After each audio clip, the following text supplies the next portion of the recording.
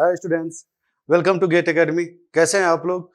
Economic load dispatch हम लोग पढ़ रहे हैं। पिछले लेक्चर में हम लोग विदाउट लॉस कंसीडर किए हुए थे, है ना। इकोनॉमिक लोड डिस्पैच का मेन चीज क्या है वो हम आपको बताएं कि अगर इंक्रीमेंटल कहीं लोड है ना।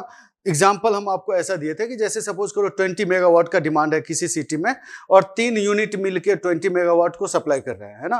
तो अगर मान लो 20 मेगावाट का इंक्रीज हो जाए डिमांड दिवाली के टाइम पे या कहीं किसी भी अदर टाइम पे 20 मेगावाट का डिमांड इंक्रीज हो जाए, तो ये जो इंक्रीज डिमांड है वो हम बाकी 3 यूनिट में हम कैसे डिस्ट्रीब्यूट करें ताकि कॉस्ट हमारा ऑप्टिमम रहे, है ना। तो ये मेन प्रॉब्लम था, इसी का सॉल्यूशन हम लोग पिछले लेक्चर में देखे हुए थे, है ना। और उसमें हम लोग ये देखे हुए थे कि लॉस को कंसीडर नहीं किए हुए थे। जो लाइन में जो लॉस होता है ना उसको कंसीडर हम लोग नहीं किए। ये था कि जितना जनरेटेड पावर है that power is equal to delivered power या डिमांड पावर, करेक्ट है। उसमें लॉस को कंसीडर नहीं किए हुए थे हम लोग। इस लेक्चर में हम लोग लॉस को भी कंसीडर करेंगे, है ना। देखो पिछले लेक्चर पे भी बेस्ड बहुत सारा क्वेश्चन है, इस लेक्चर के पे भी बेस्ड बहुत सारा क्वेश्चन रहेगा। तो नेक्स्ट लेक्चर में हम लोग इन दोनों पे विदाउट लॉस और विथ लॉस क्वेश्चन करेंगे हम लोग नेक्स्ट लेक्चर में, करेक्ट है। तो कहने का मतलब ये है कि ऐसे तो देखो तो बहुत लार्ज, बहुत जो है ना वाइड ये सब्जेक्ट है इकोनॉमिक लोड डिस्पैच, लेकिन हम लोग को क्रिस्प रखना है, हम लोगों से ऐसा करना है, हम लोगों को ऐसा करना है जिससे कि एक एक क्वेश्चन सॉल्व हो जाए, हमारा एक एक कॉन्सेप्ट क्लियर हो जाए ना। तो चलो स्टार्ट करते हैं। हम डिटेल में ही बताएंगे, टेंशन मत लेना, एक एक चीज आपको समझ में आएगा। तो देखो अब इस लेक्चर में हम लोग करेंगे economic load dispatch with loss, with considering loss, ठीक है। Economic load dispatch, economic load dispatch और लॉस को हम लोग कंसीडर करेंगे। Loss considered, loss considered, correct है।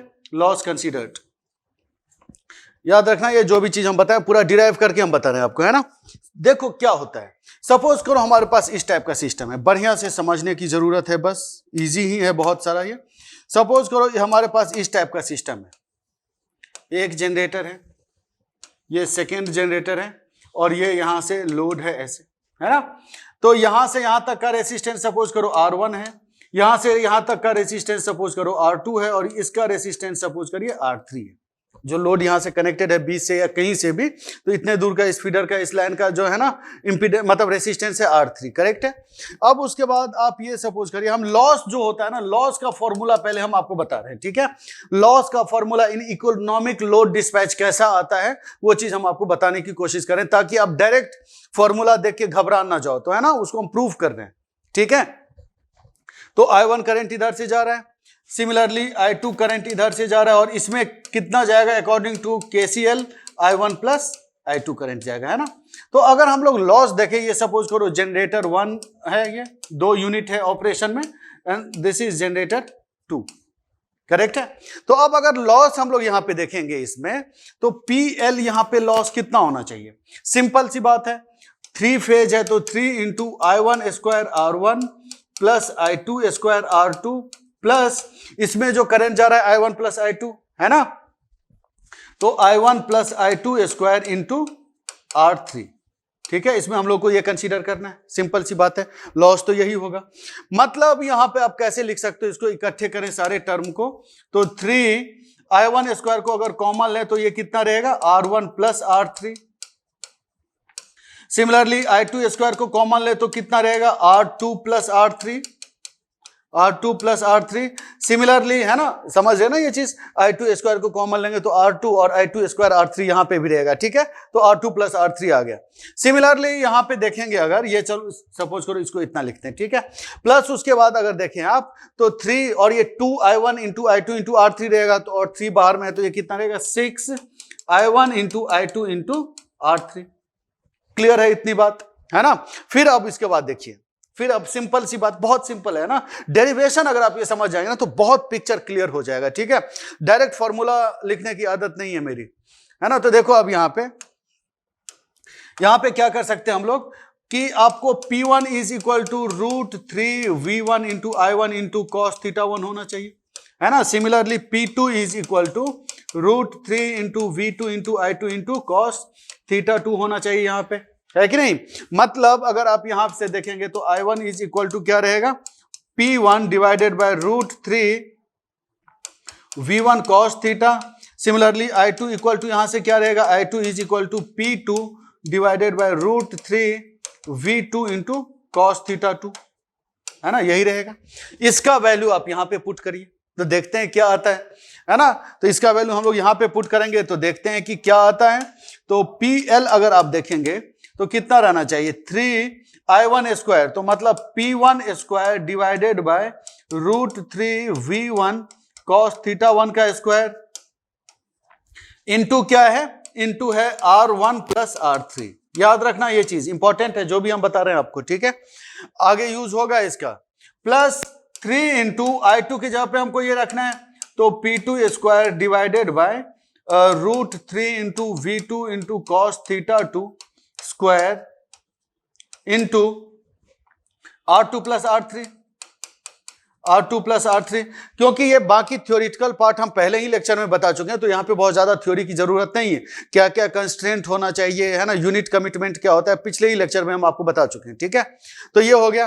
प्लस यहाँ पे क्या है, प्लस यहाँ पे क्या है, 6 इंटू I1 इंटू I2, ठीक है। तो 6 into P1 divided by √3 V1 cos theta 1। आप टेंशन मत लो, ये सब इतना बड़ा टर्म रहेगा नहीं, टेंशन नहीं लेना है। Into P2 divided by √3 into V2 into cos theta 2 into यहां पे क्या है R3,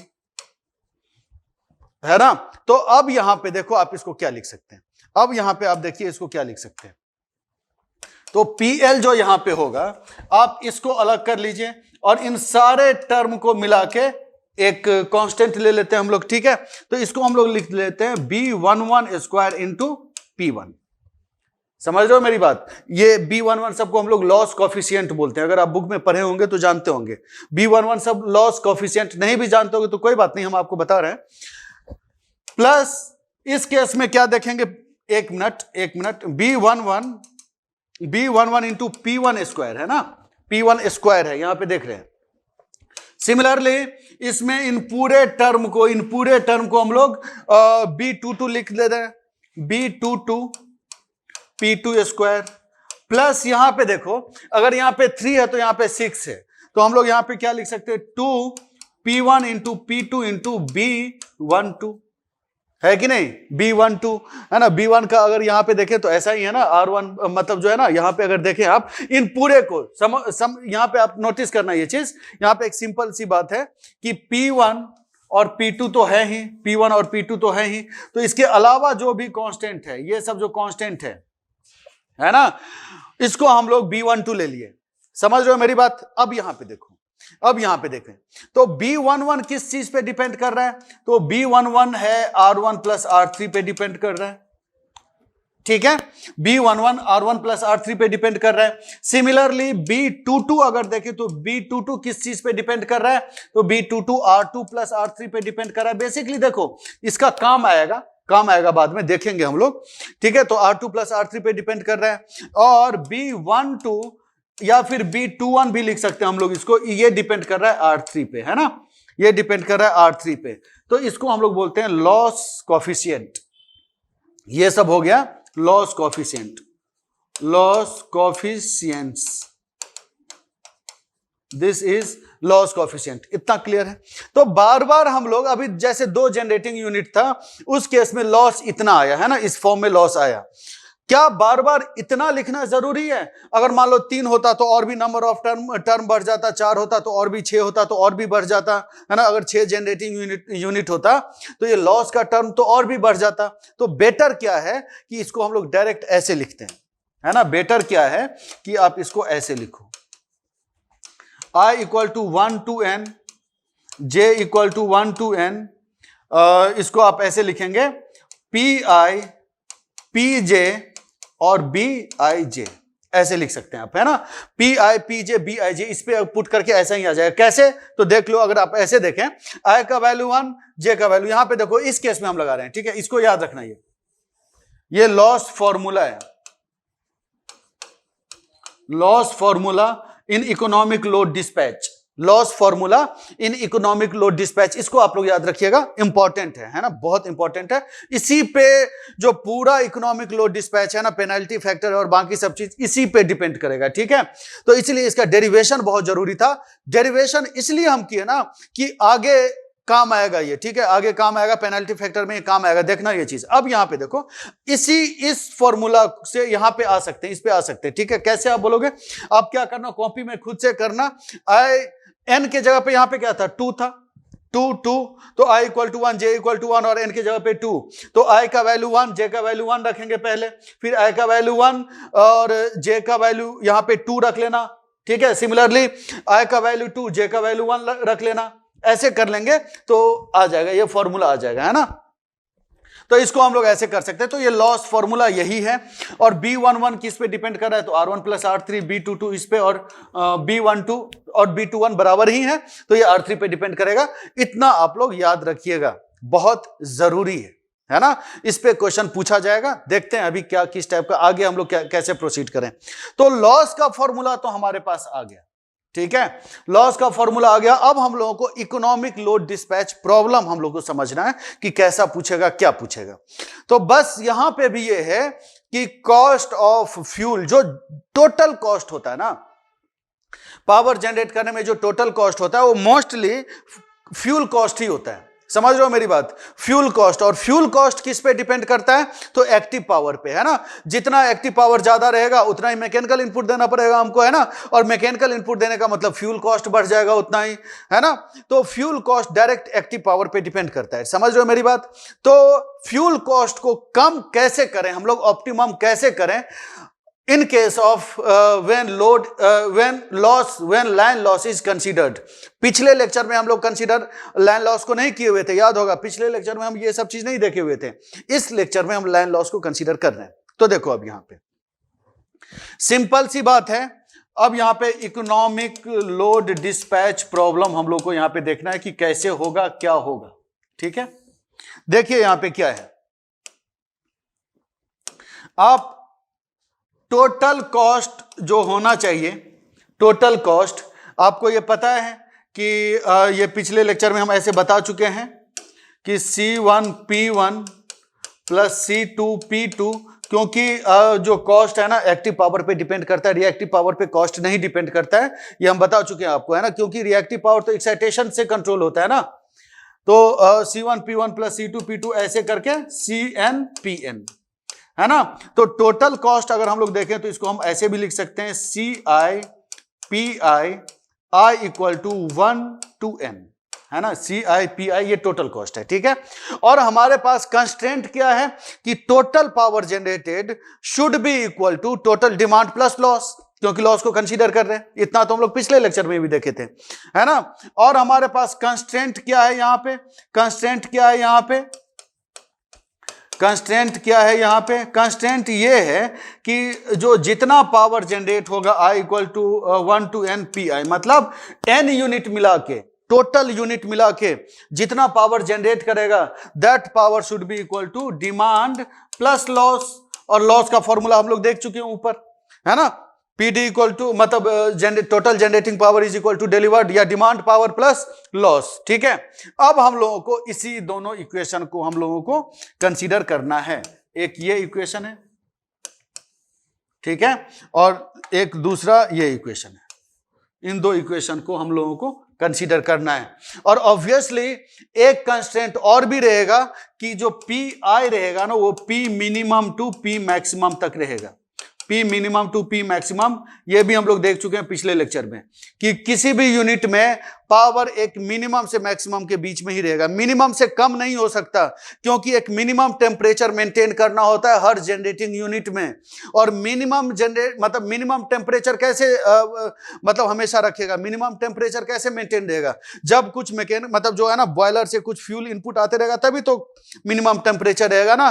और जब फ्यूल इनपुट आते रहेगा तो कुछ ना कुछ मिनिमम आउटपुट भी तो मिलते रहेगा ना। तो कहने का मतलब अगर जनरेटर ऑपरेशन में है तो मिनिमम पावर वो डिलीवर करना ही चाहिए। इस पे हम लोग पिछले लेक्चर में क्वेश्चन भी देख चुके हैं ना। तो ये भी एक कंस्ट्रेंट है। तो मेन कॉस्ट को हमको मिनिमम रखना है, ये कंसीडर करते हुए, इस इक्वेशन को कंसीडर करते हुए कि टोटल जो जनरेटेड है that should be equal to demand plus loss, है ना। तो यहां पे लैग्रेंजियन मेथड का यूज करते थे, याद होगा आपको, लैग्रेंजियन मेथड, है ना। तो यूजिंग लैग्रेंजियन मेथड, स्पेलिंग यही होता है शायद, लैग्रेंजियन मेथड, देख लेना स्पेलिंग, यूजिंग लैग्रेंजियन मेथड। अब मेथड पे ज्यादा डिटेल में नहीं जाना है, जो हम बता रहे हैं उतना ही समझना, ठीक है। तो देखो एक इक्वेशन एफ जो बनेगा यहां से यूजिंग लैग्रेंजियन मेथड, वो बनेगा ct माइनस लेमडा, ठीक है, i equal to 1 to n pi minus pd minus pl, है ना। ये इक्वेशन बनेगा, समझ रहे हैं मेरी बात, ये इक्वेशन बनेगा। लैग्रेंजियन इक्वेशन इसी को बोलते हैं हम लोग, है ना, लैग्रेंजियन इक्वेशन इसी को बोलते हैं। एक चीज हम मैथमेटिक्स में बता रहे हैं, थोड़ा डीप मैथमेटिक्स है, ज्यादा आपको नहीं देखना है, जस्ट थोड़ा सा आइडिया लग जाए इस लैग्रेंजियन का कैसे होता है वो देखो। जैसे सपोज करो कोई इक्वेशन है, जैसे x plus y is equal to 2 है, इस इक्वेशन को हमको सॉल्व करना है, और हमारे पास कंस्ट्रेंट क्या है, कंस्ट्रेंट है कि x square plus y square should be less than 2, मतलब मतलब ये इस रेडियस के अंदर ही रहना चाहिए एक्स और वाई का वैल्यू। तो ऐसे ऐसे इक्वेशन को हम लोग पता है कैसे सॉल्व करते हैं, यूजिंग लैग्रेंजियन। वो ऐसे करेंगे हम लोग, कोई फंक्शन एफ रहेगा तो एक्स प्लस वाई माइनस 2, है ना, minus lambda x square plus y square minus 2। एक ये मेथड होता है, ठीक है, एक ये मेथड होता है जब कंस्ट्रेंट रहे तो हमको इस मेथड में नहीं जाना, जब पीएचडी यूएचडी करेंगे ना तो उस टाइम में जाएंगे हम लोग, है ना। तो इस टाइम में यहां पे इस पॉइंट ऑफ टाइम पे हमको बस ये इक्वेशन देखना है, ऐसा होता है, आप ये मान के चलो कि ऐसा होता है, ठीक है, ज्यादा डिटेल में अभी नहीं देखना है आपको। तो अब यहां पे देखो ये आ गया हमारे पास इक्वेशन। अब अगर हम लोगों को इसको कॉस्ट को मिनिमम रखें, अगर हम लोग इसको मिनिमम रखना चाहते हैं, अगर इसको मिनिमम रखना चाहते हैं तो इसका मतलब क्या, ये एफ भी मिनिमम रहेगा, है कि नहीं, ये मिनिमम, तो इसका मतलब एफ भी मिनिमम, और मिनिमम पे डिफरेंशिएशन 0 होता है, पता है आपको। तो for cost to be minimum, ct to be minimum, for cost to be minimum, और इसका यूनिट क्या होता था, रुपीज पर आर, याद होगा आपको, है ना। To be minimum f should be minimum, f should be minimum, f should be minimum, correct है ये चीज। मतलब यहां पे ऐसा है कि df by dpi should be equal to 0 with respect to pi, generated power को ही तो हम वेरी कर रहे हैं ना, जनरेटेड पावर को ही कम ज्यादा किसी यूनिट पे कर रहे हैं ना, तो pi must be variable here, है ना।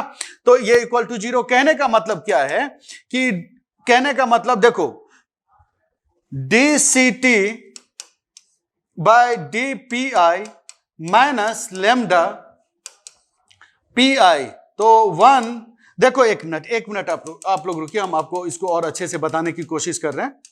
देखो आप df by dpi is equal to 0 कहने का मतलब, देखो जो हमारे पास जो f जो इक्वेशन है, इक्वेशन हमारे पास ये है, और ct क्या था, ct क्या था, अगर याद होगा आपको, तो i equal to 1 to n ci pi minus lambda, और ये i equal to 1 to n pi minus pd minus pl, ये हमारे पास इक्वेशन था, है ना, यही था। ct तो यही था ना, ct तो यही था। तो किसी ith यूनिट के लिए, किसी एक पर्टिकुलर एक यूनिट के लिए, तो फॉर ith यूनिट, किसी एक, जैसे सेकेंड यूनिट हुआ, थर्ड यूनिट हुआ, सेकेंड जनरेट, मतलब यूनिट मतलब जनरेटर, जनरेटिंग स्टेशन, उसकी बात कर रहे हैं। तो फॉर ith यूनिट अगर हम लोग देखें, तो फॉर ith यूनिट अगर हम लोग देखें, तो अब हम यहां पे क्या कर सकते हैं, for ith unit df by dpi is equal to 0, तो 0 is equal to dcpi by dpi, है ना, समझ रहे हो मेरी बात, dcpi by dpi minus lambda 1 minus ith unit को कंसीडर कर रहे हैं ना, तो ये समेशन हट जाएगा, ith यूनिट, कोई एक पर्टिकुलर यूनिट की बात कर रहे हैं हम लोग, तो pi, तो dpi by dpi 1 ही रहेगा, तो 1 माइनस डिमांड, तो इंडिपेंडेंट है ना जनरेशन से। डिमांड, अगर आप घर में बल्ब ऑन करते हो तो कभी सोचते हो कि जनरेट इतना हो रहा है या नहीं हो रहा होगा, है ना, तो आपको ऑन करना है तो करते ही हो, तो डिमांड जो है ना जनरेशन से इंडिपेंडेंट है, करेक्ट है। तो ये 0 माइनस लॉस जो है वो तो जनरेशन पे डिपेंड करेगा, है ना। अगर जनरेशन जीरो हो रहा है तो लॉस कहां से होगा, जीरो होगा ना। जनरेशन जीरो हो रहा है तो लॉस तो जीरो होगा, समझ रहे हो, मतलब लॉस तो डिपेंड करेगा जनरेशन पे। तो DPL बाय DPI, है ना, and this should be equal to zero. ith unit को कंसीडर कर रहे हैं हम लोग, है ना। तो इतना आपको समझ में आ गया। मतलब यहां पे ऐसा देखना, आपको ये लग रहा होगा ना कि भाई ये कैलकुलेशन सब इतना लंबा चौड़ा है तो बहुत टफ होगा, ये बहुत आसान है, सही बता रहे हैं हम, बहुत आसान है ये। इक्वल टू जीरो हो गया, मतलब आप यहां पे ऐसा कर सकते हैं कि DCI/PI by DPI is equal to lambda 1 minus DPL by DPI is equal to zero. नहीं, इक्वल टू तो हम ले ही चुके ना, ये इक्वल टू है, ये ऐसा हो गया, है ना। मतलब यहां पे देखो ये क्या है, इंक्रीमेंटल कॉस्ट है ना, इंक्रीमेंटल कॉस्ट है। इंक्रीमेंटल कॉस्ट, ये देखो ये इंक्रीमेंटल कॉस्ट है, ये जो वाला पार्ट है ना, ये इंक्रीमेंटल कॉस्ट है। ये सब चीज देख चुके हैं। DCI/PI बाय DPI जो है ना, DPI ये है इंक्रीमेंटल कॉस्ट, इंक्रीमेंटल कॉस्ट, है ना, ये है इंक्रीमेंटल कॉस्ट, ठीक है। तो मतलब अगर आप ये देखिए कि ये है इंक्रीमेंटल कॉस्ट, इसको आगे देखिए और भी थोड़ा सा और भी देखना है बस, ठीक है, हो ही गया ये। तो इसको आप ऐसे लिख सकते हैं कि DCI/PI by DPI incremental cost of ith unit है, ये ith यूनिट है ना, ith यूनिट मतलब जनरेटिंग स्टेशन की बात कर रहे हैं, into 1/1 minus DPL by DPI equal to करें तो हम लोग क्या होगा, ये लैम्डा होगा, है कि नहीं। DCI/PI by DPI into 1 by, इसको इधर ले आए, इक्वल टू लैम्डा हो गया। मतलब यहां पे ये देखो, यहां पे आपको क्या देखना है कि ये वाला जो टर्म है, ये जो वाला टर्म है वो पिछले कंडीशन में नहीं आया था जब लॉस को नहीं कंसीडर किए हुए थे हम लोग, है ना, लेकिन इसमें आ रहा है। इसको हम लोग बोलते हैं पेनल्टी फैक्टर, ठीक है, इसको हम लोग बोलते हैं पेनल्टी फैक्टर। इसके बारे में अभी हम आपको बता रहे हैं, टेंशन मत लो। इसको हम लोग बोलते हैं, ये जो टर्म है, ये वाला जो टर्म है, इसको हम लोग बोलते हैं पेनल्टी फैक्टर। इसका मतलब क्या होता है अभी आपको समझ में आ जाएगा। कम होना चाहिए, ज्यादा होना चाहिए, कम करेंगे तो क्या होगा, ज्यादा करेंगे तो क्या होगा, ये चीज हम आपको बताएंगे अभी, है ना। बस अभी देखो, तो ये क्या है, ये ith यूनिट का इंक्रीमेंटल कॉस्ट है।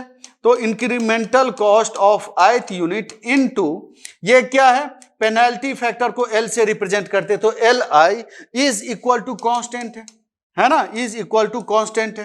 तो अगर कोई सिस्टम में लॉस है किसी सिस्टम का, अगर देखो आप यहां पे, अगर आप देखो, अगर सारे यूनिट का देखें, अगर फर्स्ट यूनिट का देखें तो IC into 1 into L1 is equal to lambda. Similarly second unit का देखें तो IC इंक्रीमेंटल कॉस्ट सेकेंड का इंटू पेनल्टी फैक्टर सेकेंड का इक्वल टू लैम्डा। ऐसे सारे का हो जाएगा, लैम्डा के बराबर हो जाएगा, है ना। और ये जो है ना, यहां पे देखो हम कैसे इस इक्वेशन पे, इस रिजल्ट पे कैसे आए, जब कॉस्ट मिनिमम का हम लोग कंडीशन लगाए, है ना। तो मतलब अगर ऐसा हो रहा है कि incremental cost into penalty factor constant हो जा रहा है सारे यूनिट का, तो इसका मतलब उस केस में कॉस्ट विल बी मिनिमम, है ना। Hence, in this condition, cost will be minimum. Hence, जब incremental cost और penalty factor का multiplication constant हो जाए, तो in that situation, cost will be minimum, है ना। In this situation,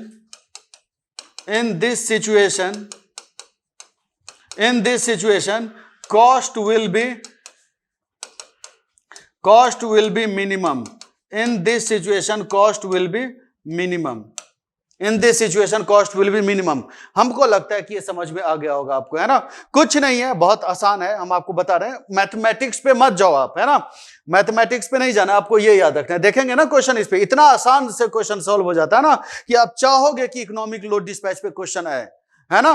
तो इस केस में है इंक्रीमेंटल कॉस्ट इनटू ये LI इज इक्वल टू जो क्या है, क्या इसको बोलते हैं हम लोग, LI को क्या बोलते हैं हम लोग, पेनल्टी फैक्टर, याद रखना ये। अब देखो जो LI जो आया है हमारे पास, इस जिसको हम लोग पेनल्टी फैक्टर बोलते हैं, पेनल्टी फैक्टर एक्चुअली ऐसा होता है ना कि आपको इसका यूनिट भी पूछा जा सकता है बहुत बार। पेनल्टी फैक्टर तो इसका यूनिट क्या होगा, पेनल्टी फैक्टर क्या देखें ith यूनिट का, तो पेनल्टी फैक्टर क्या देखें 1 divided by 1 minus dpl by dpi, है ना, dpl बाय dpi। तो pl और pi दोनों पावर, तो इसका यूनिट क्या होगा, दोनों सेम होगा तो कैंसिल हो जाएगा, ठीक है। तो अल्टीमेटली ये क्या रहेगा, यूनिट लेस रहेगा, यूनिट लेस रहेगा, है ना। तो पेनल्टी फैक्टर का यूनिट क्या रहेगा, यूनिट लेस रहेगा। पेनल्टी फैक्टर का यूनिट क्या रहेगा, यूनिट लेस रहेगा। याद रखना ये चीज पूछा जा सकता है एक नंबर में, पेनल्टी फैक्टर का यूनिट इज यूनिट लेस, ठीक है। सिमिलरली आप देख रहे हैं यहां पे कि incremental cost into penalty factor is equal to lambda, है ना। तो अब अगर आप यहां पे देखें, अब अगर आप यहां पे देखेंगे तो इंक्रीमेंटल कॉस्ट का यूनिट क्या था, इंक्रीमेंटल कॉस्ट क्या है, तो DCI PI with respect to PI differentiate करेंगे तो ये जो CI है कॉस्ट था, CI इज कॉस्ट, ठीक है। तो CI PI मतलब इसका यूनिट क्या था, रुपीज पर आवर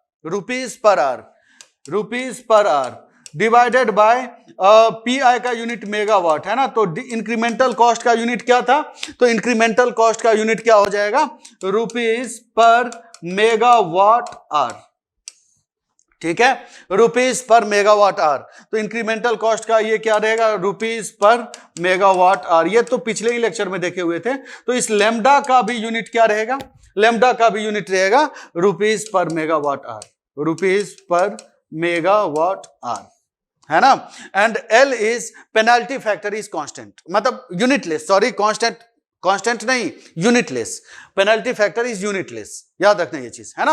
अब अगर मान लो किसी भी सिस्टम में पेनल्टी फैक्टर पे थोड़ा बहुत तो हम लोगों को सोचना ही चाहिए, पेनल्टी फैक्टर पे थोड़ा बहुत तो हम लोगों को सोचना ही चाहिए, ठीक है। पेनल्टी फैक्टर पे देखते हैं कि क्या होता है, इसका मतलब क्या होता है, ठीक है, सब समझ में आ जाएगा। देखना आप, ध्यान देना, देखो आप, अगर मान लीजिए पेनल्टी फैक्टर जो था LI this is equal to 1 minus, एक minute, penalty factor is 1 divided by 1 minus DPL by DPI, ये था पेनल्टी फैक्टर। अब देखो आप, अगर मान लो कहीं भी किसी भी सिस्टम का जो है ना, किसी भी सिस्टम का पेनल्टी फैक्टर ज्यादा है, किसी भी सिस्टम का, किसी भी जनरेटिंग यूनिट का पेनल्टी फैक्टर अगर ज्यादा है तो हमको लैम्डा को कांस्टेंट ही रखना है। सारे यूनिट का लैम्डा सेम आया था, है ना, सारे यूनिट का लैम्डा सेम आया था, हम आपको बता चुके हैं। देखो यहाँ पे पहले यूनिट का तो ऐसी incremental cost 1 into L1 is equal to lambda, similarly incremental cost 2 into L2 is equal to lambda, similarly 3 का करेंगे तो लैम्डा तो कांस्टेंट ही है ना सारे यूनिट का, ठीक है। तो अगर किसी भी यूनिट का पेनल्टी फैक्टर अगर ज्यादा है तो टू कीप पेनल्टी फैक्टर, अगर किसी भी यूनिट का ज्यादा है, पेनल्टी फैक्टर अगर ज्यादा है तो to keep lambda constant incremental cost ज्यादा होना चाहिए, इंक्रीमेंटल कॉस्ट ज्यादा होना चाहिए। अब देखो इंक्रीमेंटल कॉस्ट ज्यादा होने से क्या होगा, क्या चीज होता है ये, तो इसको भी आपको समझना है, इसको भी आपको समझना है।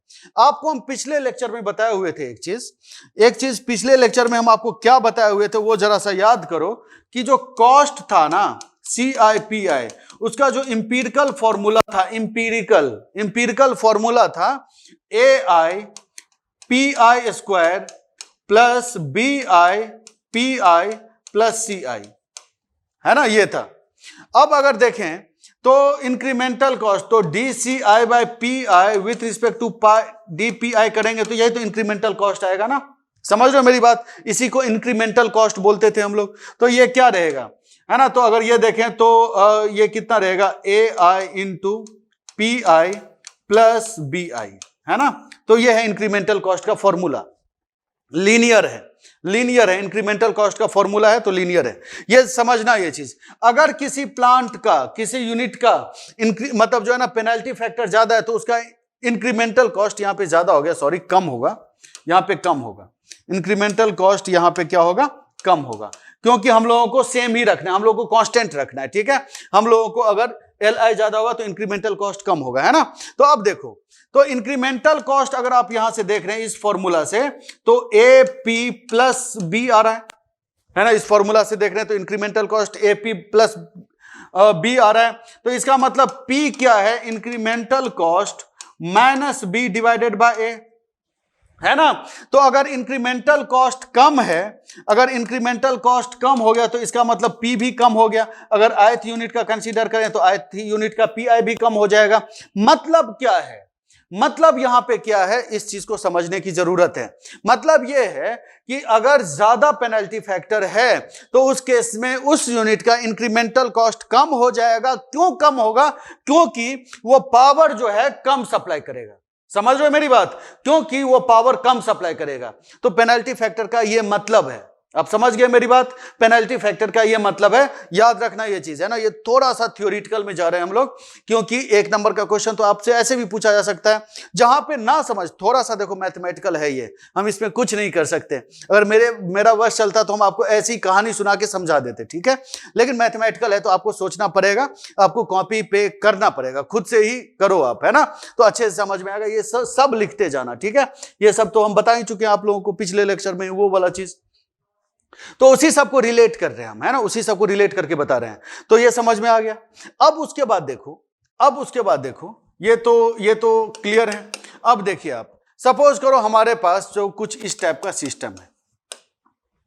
एक थोड़ा देखते हैं हम लोग, पेनल्टी फैक्टर के बारे में ही हम लोग देख रहे हैं अच्छे से, उसके बाद क्वेश्चन देखेंगे तो अच्छे से आपको समझ में आ जाएगा, ठीक है।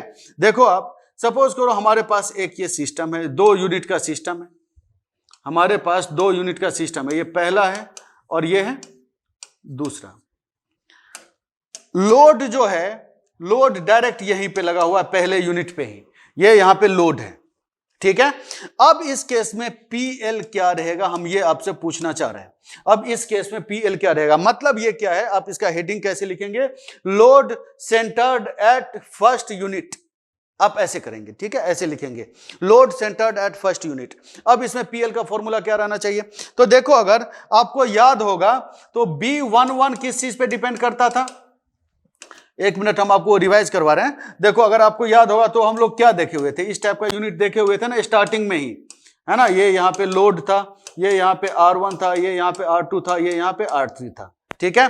तो B11 किस चीज पे डिपेंड कर रहा था? तो B11 डिपेंड कर रहा था R1 प्लस R3 पे। B22 किस चीज पे डिपेंड कर रहा था? तो R2 प्लस R3 पे डिपेंड कर रहा था, ठीक है। R2 प्लस R3 पे डिपेंड कर रहा था। और B12 या B21 किस चीज पे डिपेंड कर रहा था? तो R3 पे डिपेंड कर रहा था, है ना। ये याद है, बता चुके हम ये। तो PL अब इस केस में क्या होना चाहिए, किस फॉर्म में रहेगा, वो देखो आप। इस टाइप का स्पेसिफिक क्वेश्चन पूछ देता है ना, इसलिए हम आपको बताना चाह रहे हैं। तो अगर देखेंगे आप तो यहां पे देखो, यहां पे तो R1 तो 0 है ना, R1 तो 0 है, ये यहीं पे डायरेक्ट है, ये जो लोड है डायरेक्ट यहीं पे आ गया, तो R1 तो 0 है। फिर उसके बाद लोड डायरेक्ट ही कनेक्टेड है यहां पे, है ना, तो लोड का भी रेसिस्टेंस 0 है। तो R3 भी यहां पे 0 है, R3 भी 0 है ना, R3 भी 0, लोड डायरेक्ट ही यहां पे कनेक्टेड है, R3 भी 0 है। वो क्वेश्चन में मेंशन रहेगा कि load is directly connected eight बस 1, तो उस केस में R3 को आपको 0 लेना है, ठीक है। यहां पे तो हम लोग R3 कंसीडर कर लिया ना, यहां पे लोड है तो R3 यहां पे कंसीडर कर ली इसको, है ना। ये यहां लाइन से लोड तक का जो रेसिस्टेंस है R3 हम लोग कंसीडर कर चुके हैं, इस केस में हम लोग नहीं कंसीडर कर रहे हैं, ठीक है। R3 0 है, 0 ही लेना है आपको, ठीक है। तो अब इस केस में अगर देखें तो B11 कितना रहेगा? B11 0 होना चाहिए, R1 भी 0, R3 भी 0। B12 कितना होना चाहिए? 0 होना चाहिए, B12 0 होना चाहिए, B21 भी 0, मतलब R3 0 है तो B12 B21 0 होगा। मतलब इस केस में जो PL होना चाहिए, PL यहां पे कितना हो जाएगा? B22 into P2 square, B22 into P2 square. इस केस में PL is equal to B22 into P2 square. समझ रहे हो मेरी बात? ऐसे भी जब ये पहले यूनिट पे ही लोड कनेक्टेड है तो इसको पावर भेजने में तो कोई लॉस इससे यूनिट से तो कोई होगा ही नहीं, डायरेक्ट जनरेट किया, डायरेक्ट यहीं पे पहुंच गया, तो लॉस जो होगा वो किसके वजह से होगा? तो 2 के वजह से। समझ रहे हो? 2 को यहां से यहां तक भेजना पड़ेगा, समझ रहे हो? मतलब ये याद रखना, जब भी फर्स्ट बस पे रहेगा ना तो 1 वाले सारे टर्म को यहां पे PL में 0 कर देना है, और अप टू 2 बस सिस्टम ही, 2 जनरेटिंग यूनिट ही आपसे क्वेश्चन में पूछेगा, ये चीज याद रखिएगा, है ना। तो 1 वाले सारे टर्म को 0 कर देना, खाली 2 वाला रहेगा जब 1 पे रहे तो। सिमिलरली अगर 2 पे रहता तो 2 वाले सारे टर्म को 0 कर देते और फिर 1 वाला ही रहता, B11 P1 स्क्वायर हो जाता उस केस में, अगर 2 पे ही खाली लोड रहता तो। यह करना खुद से। अब इस केस में अगर पेनल्टी फैक्टर देखें तो क्या होगा, इस केस में अगर पेनल्टी फैक्टर देखें तो क्या होगा, इसको भी समझो आप अच्छे से। इस केस में अगर पेनल्टी फैक्टर को देखेंगे तो क्या होना चाहिए, तो देखना आप, देखो आप भी देखो, आप ही को देखना है। तो क्या है ये, तो L1 पहले का पेनल्टी फैक्टर, फॉर्मूला क्या है, 1 माइनस DPL बाय DP1 होगा, यही तो पेनल्टी फैक्टर था। 1 divided by 1 minus DPL by DP1 होगा, 1 divided by 1 minus DPL by DP1 होगा।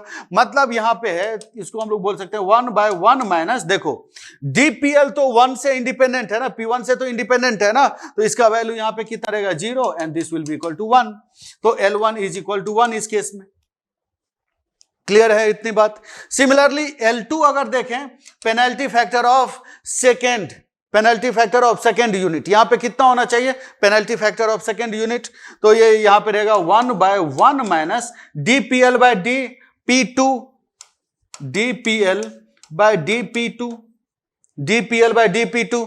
तो अब इस केस में कितना रहेगा, 1 divided by 1 minus DPL by DP2 कितना रहेगा, 2B22P2, यही तो रहेगा ना, समझ रहे हो मेरी बात। और ये 1 से कम है या ज्यादा है, ये 1 से डेफिनेटली ज्यादा है ना, तो इस चीज को ध्यान में रखिएगा आप, है ना। इस सब टाइप के क्वेश्चन को पूछा जाएगा आप लोगों से, हो सकता है कि डायरेक्ट पेनल्टी फैक्टर ही पूछ दे, तो आप लोग का धर्म है याद रखना, ये हम सही बता रहे हैं, है ना, इस सब को याद रखना आप लोग।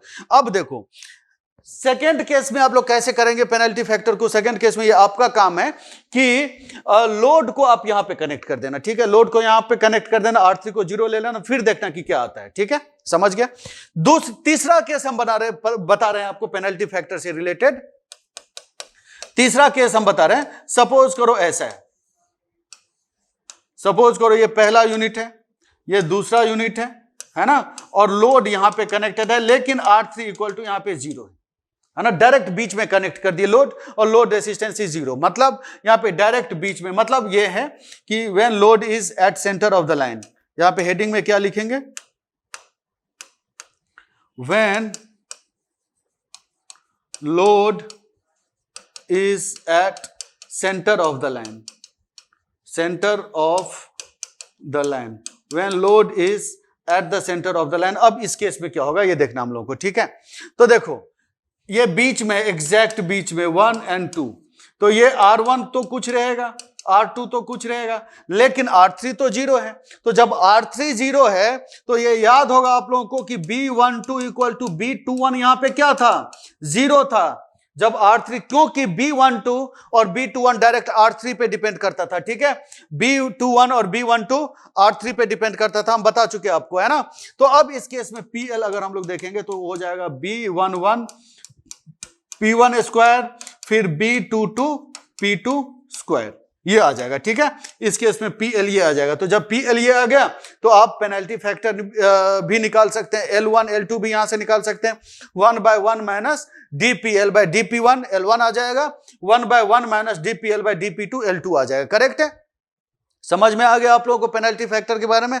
तो पेनल्टी फैक्टर हम लोग ऐसे निकालते हैं, इंक्रीमेंटल कॉस्ट जैसे DCI by DPI, incremental cost किसी यूनिट का निकाल लो, इनटू पेनल्टी फैक्टर कर लेंगे हम लोग, तो लैम्डा आ जाएगा, और ये कांस्टेंट होना चाहिए for minimum cost, for optimum cost, है ना। इस पे एक दो क्वेश्चन करेंगे तो आपको और अच्छे से समझ में आएगा। नेक्स्ट क्लास में तो ऐसे इस पे खाली जो इससे पहले भी लेक्चर में था वो विदाउट लॉस भी और विथ लॉस भी हम लोग नेक्स्ट लेक्चर में क्वेश्चन करेंगे, लेकिन इस लेक्चर में एक क्वेश्चन करेंगे जिससे आपको सारा कुछ आइडिया लग जाए, ठीक है। एक क्वेश्चन तो करना पड़ेगा हम लोगों को इस लेक्चर में। देखो अब ये क्वेश्चन देखो, है ना, इसमें पेनल्टी फैक्टर का इंक्लूड करके ये क्वेश्चन है, अच्छा क्वेश्चन है, बहुत सिंपल क्वेश्चन है। और क्योंकि ये जो थ्योरी पर है, इस पे आपको कैसे स्टार्ट करना है क्वेश्चन को, है ना, क्योंकि पहले तो सिलेबस में था नहीं, अब सिलेबस में ऐड हुआ, तो शायद पहली बार आप लोग पढ़ रहे होंगे, बहुत सारे लोग पहली बार पढ़ रहे होंगे, है ना। तो एक क्वेश्चन को कैसे अप्रोच करते हैं ये आपको बताने के लिए एक क्वेश्चन हम लिए हुए हैं, ना। On a system consisting of 2 generating plants, the incremental cost in rupees per megawatt hour, है ना, with PG1 and PG2 in megawatt hour, ये है, ये इंक्रीमेंटल कॉस्ट ऑफ 1 है, 0.008 PG1 प्लस 8, और इंक्रीमेंटल कॉस्ट ऑफ 2 है, DC2 by DPG2 is equal to 0.012 PG2 plus 9। Incremental cost दोनों का दे दिया है। The system is operating on economic dispatch with PG1 equal to PG equal to 500 megawatt. Economic dispatch पे काम करने का मतलब क्या है कि incremental cost into penalty factor should be constant, जैसा कि अभी हम देख चुके हैं ना। तो इकोनॉमिक डिस्पैच पे काम करने का मतलब यही होता है, incremental cost into penalty factor should be constant. अगर लॉस को कंसीडर कर रहे हैं तो, और लॉस को नहीं कंसीडर कर रहे हैं तो इंक्रीमेंटल कॉस्ट सारे यूनिट का सेम होना चाहिए, अगर लॉस को नहीं कंसीडर कर रहे हैं तो, है ना। इसमें है economic dispatch with PG1 and PG2 is equal to 500 megawatt. DPL by DPG2 दे दिया हुआ 0.2, तो penalty factor of plant 1 is, simple सा क्वेश्चन, बहुत सिंपल सा क्वेश्चन, ठीक है। देखिए कैसे करेंगे हम लोग।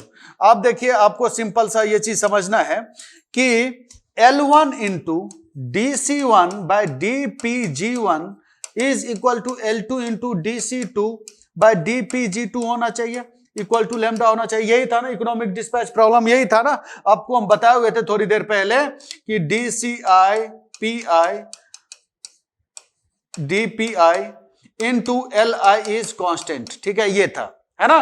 तो पहले यूनिट के लिए DC1 by DP1 into L1 is equal to DC2 by DP2 into L2 is equal to lambda, constant होना चाहिए। इकोनॉमिक डिस्पैच का यही है, उसी फॉर्मूला को हम यहां पे लिखे हैं, ऐसे कोई प्रॉब्लम नहीं है इसमें। तो अगर आप यहां पे देखेंगे तो DC1 बाय DPG हमको पेनल्टी फैक्टर ऑफ प्लांट 1 पूछ रहा है ना, तो इसी इक्वेशन से निकलेगा, और क्या, बस इसी इक्वेशन से निकलेगा। और इसी में जो फॉर्मूला अभी देखें उसको अप्लाई करना है हमको। तो देखो, आपको L1 निकालना है, हम लोगों को L1 यहां पे पता करना है। तो L1 into DC1 by DPG1 question में दिया हुआ है 0.008 PG1 प्लस 8, तो L1 into 0.008 PG1 plus 8, direct question आएगा इस सब टाइप का, सही बता रहे हैं हम। तो L1 into DC1 by DPG1 is 0.008 PG1 plus 8 equal to L2 into DC2 by DPG2, तो 0.012 PG2 प्लस 9, ऐसा हो जाएगा, है ना। अब देखो L2 के लिए हमारे पास क्या दिया हुआ है। L2 के लिए DPL by DPG2 equal to दिया हुआ है, और PG1 और PG2 भी क्वेश्चन में दिया हुआ है यहाँ पे, तो बस कुछ नहीं करना है, पुट करना है डायरेक्ट। तो L1 into 0.008 into PG1 question में कितना दिया हुआ है 500 प्लस 8 इक्वल टू L2 क्या है, आते हैं हम L2 पे, पहले हम इसका ये लिखने दो। 0.012 इंटू PG2 कितना है, इसमें PG2 भी 50 है, प्लस 9 इंटू L2 अगर याद होगा आपको तो 1 divided by 1 minus DPL by DPG2 होना चाहिए, DPL बाय DPG2 होना चाहिए। ये तो ठीक है ना, इसमें तो कोई प्रॉब्लम नहीं है। L2 यही होगा, पेनल्टी फैक्टर यही होगा, देख चुके हैं हम लोग, है ना। तो अब अगर आप यहां पे देखेंगे, बस कुछ नहीं, आ गया आंसर हमारे पास। तो L1 इंटू थोड़ा सा कैलकुलेटर का यूज करना पड़ेगा हमको, यहां पे कैलकुलेटर का यूज करना पड़ेगा, 1 मिनट, कैलकुलेटर का यूज यहां पे करना पड़ेगा। तो देखो यहां पे क्या है, 0.008 इंटू 500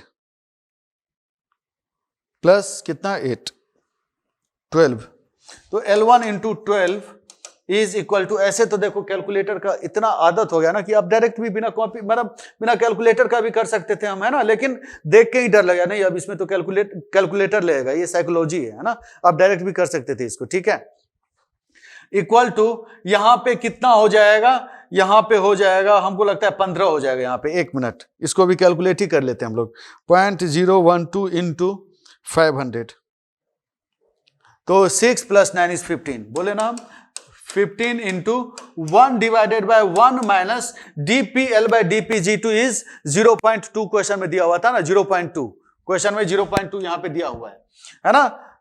तो ये आ जाएगा 0.2, है ना, बस L1 आ जाएगा। पेनल्टी फैक्टर ऑफ L1 हमसे पूछ रहा था, मतलब 1 पूछ रहा था, तो L1 यहां पे कितना आ जाएगा, L1 is equal to 15 divided by 12 into 1 divided by 0.8, ठीक है। तो इसको हम लोग को सॉल्व करना है, तो पेनल्टी फैक्टर आ जाएगा यहाँ पे। तो थोड़ा सा इसमें तो कैलकुलेटर यूज करेंगे हम लोग। 15 डिवाइडेड बाय 12 डिवाइडेड बाय कितना है 0.8, 0.8 तो ये आ जाएगा 1.56 आ जाएगा ये पेनल्टी फैक्टर। और इसका कोई यूनिट होता ही नहीं, यूनिट लेस होता था पेनल्टी फैक्टर, ये देख चुके हम लोग है ना। तो इसी टाइप का क्वेश्चन पूछेगा। एक क्वेश्चन और करते हैं, उससे और भी आपका कॉन्सेप्ट क्लियर होगा और उस टाइप का क्वेश्चन में भी पूछ दे आप लोगों से, है ना। एक क्वेश्चन और करते हैं हम लोग, ठीक है। देखिए अब इस क्वेश्चन में ना, ये सिंपल सा क्वेश्चन है ना, ये क्वेश्चन देख के लोग, एक्चुअली ये अच्छा क्वेश्चन है ना, बहुत छोटा क्वेश्चन है लेकिन अच्छा क्वेश्चन है, ठीक है। इस टाइप का क्वेश्चन ऑब्जेक्टिव में पूछा जा सकता है, एमसीक्यू में, एमएसक्यू में। दो क्वेश्चन हो गया ना, incremental cost of received power और penalty factor of the plant, है ना। तो एमसीक्यू में 4 ऑप्शन देके 2 आपसे पूछा जा सकता है, इसमें 2 सही होगा कुछ, तो इस सब टाइप का क्वेश्चन रहेगा। तो देखो इस ऐसे क्वेश्चन में हम लोग क्या करेंगे, सिंपल सी चीज है ये, देखना आप। एक जनरेटिंग यूनिट है बस, ठीक है, एक जनरेटिंग यूनिट जो PG equal to 10 megawatt generate कर रहा है। लॉस है सिस्टम में कितना, 2 मेगावाट, और डिमांड कितना, 8 मेगावाट, है ना। तो देखो ये फॉलो कर रहा है, loss plus total demand is equal to generated power, correct है। ये मतलब जो है ना, लॉस को कंसीडर करते हुए ये फॉलो कर रहा है इस चीज को। तो अब देखो कि अगर हम लोगों को पेनल्टी फैक्टर चाहिए, सबसे पहले अगर पेनल्टी फैक्टर हम लोगों को चाहिए तो L1 क्या होना चाहिए, 1 divided by 1 minus DPL by DP1 होना चाहिए, DPG1 होना चाहिए, एक ही तो है, ठीक है। मतलब ये कितना होना चाहिए, 1 डिवाइडेड बाय 1 माइनस लॉस कितना है 2, PL is 2 divided by, actually 1 के केस में बहुत सारे लोग कंफ्यूज हो जाते हैं, ऐसे क्वेश्चन में बहुत सारे लोग कंफ्यूज हो जाते हैं, इसलिए क्वेश्चन ये करना जरूरी था। तो 1 बाय 1 माइनस 2 लॉस और डिमांड, ये PG1 कितना है, 10 है, तो 10, तो मतलब ये कितना रहेगा, 10/8 यहां पे रहेगा, 10/8 पेनल्टी फैक्टर रहेगा, ये क्वेश्चन रहेगा। ये हो गया, सिंपल सी बात। अब है incremental cost of received power, incremental cost of received power. देखो आप, अगर आप देखे होंगे तो इंक्रीमेंटल कॉस्ट क्या था, इंक्रीमेंटल कॉस्ट क्या था लॉसलेस के केस में, लॉसलेस के केस में इंक्रीमेंटल कॉस्ट अगर देखें, ये हम फॉर्मूला लिख दे रहे हैं दोनों के केस में, ठीक है, फिर से दोनों के केस में फिर से फॉर्मूला लिख रहे हैं। इंक्रीमेंटल कॉस्ट क्या था, DCI बाय DPI, है ना। ये था लॉसलेस के केस में incremental cost, incremental cost. Incremental cost क्या था जब लॉस को कंसीडर कर रहे हैं हम लोग, तो DCI बाय DPI इनटू क्या था ये, LI इज इक्वल टू, मतलब जैसे ये इंक्रीमेंटल कॉस्ट है, लॉसलेस के लिए ये हो गया, और जब लॉस को कंसीडर कर रहे हैं तो इंक्रीमेंटल कॉस्ट ये हो गया, है ना। तो अब इसी फॉर्मूला को हमको यूज करना है। तो incremental cost of the received power, अब इस केस में क्या होना चाहिए, ये तो समझ में आ गया ये, है ना। तो अब incremental cost of received power यहां पे क्या होना चाहिए, तो इसको हम मिटा रहे हैं, इसको तो याद हो ही गया होगा आप लोगों को। तो इंक्रीमेंटल कॉस्ट